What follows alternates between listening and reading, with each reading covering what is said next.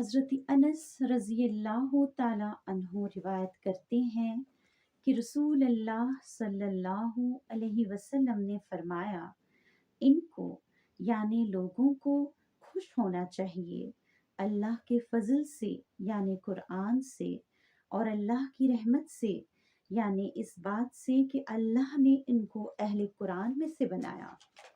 اللہ تعالیٰ فرماتے ہیں، اے نبی کہو کہ اللہ کا فضل ہے اور اس کی مہربانی ہے کہ یہ چیز یعنی قرآن اس نے بھیجی، اس پر تو لوگوں کو خوشی منانی چاہیے، یہ ان سب چیزوں سے بہتر ہے جو لوگ سمیٹ رہے ہیں۔ مختصر تشریح: اللہ تعالیٰ اہل قرآن کو خوشی منانے کو کہتے ہیں کہ اگر آپ کو خوشیاں منانی ہیں تو آپ اس بات پر منائیے کہ آپ کو قرآن ہم نے عطا کیا۔ ہماری خوشیاں کن چیزوں سے منسلک ہے؟ جنم دن منانے پر، anniversary day, engagement day, wedding ceremony, مکان بنانے پر یا اچھی جاب ملنے پر۔ لیکن پروردگار کہتے ہیں آپ کو خوشی اس پر منانی چاہیے جو قرآن ہم نے آپ کو عطا کیا۔ یہی وجہ ہے کہ ہم عید الفطر مناتے ہیں، کیونکہ اس مہینے میں قرآن نازل ہوا اور قرآن پر ہم خوشیاں مناتے ہیں۔ اس کا مطلب یہ ہوا کہ جو قرآن پر عمل نہیں کرتے بلکہ اپنی منمانی کرتے ہیں، اپنے معاملات قرآن سے فیصل نہیں کراتے، انہیں یہ دن منانے کا کوئی حق ہی نہیں، کیونکہ یہ دن اہل قرآن کا دن ہے۔ جو قرآن پر عمل نہ کرے وہ یہ دن کیوں منائے؟ کیونکہ پیغمبر اسلام نے فرمایا، جس نے قرآن کی حرام کردہ چیز کو اپنے لیے حلال ٹھہرایا اس کا قرآن پر کوئی ایمان نہیں۔ دوسری بات، اللہ تعالیٰ فرماتے ہیں کہ یہ سب چیزوں سے بہتر ہے جو لوگ سمیٹ رہے ہیں۔ ہم کیا سمیٹتے ہیں؟ مال و دولت، بڑی بڑی گاڑیاں، بنگلے۔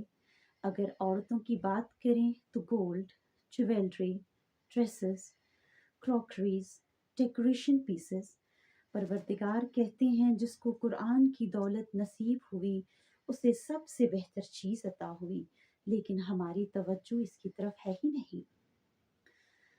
وقت کا تقاضا ہے کہ ہم سنجیدہ بنیں، قرآن کی عظمت کو سمجھے، اپنی زندگی اس کے احکام کے آگے سرنڈر کرے، ہر چیز سے بڑھ کر قرآن کو فوقیت دے۔ ہمارے پیغمبر اسلام صلی اللہ علیہ وسلم نے فرمایا، مجھے سورہ ہود اور اس جیسی دوسری سورتوں نے بھولا بنا دیا۔ معلوم ہے کیوں؟ کیونکہ اس میں ایک آیت ہے جس کے بارے میں حضرت ابن عباس رضی اللہ تعالیٰ عنہ کہتے ہیں کہ سختی میں اس آیت سے بڑھ کر کوئی آیت نازل نہیں ہوئی۔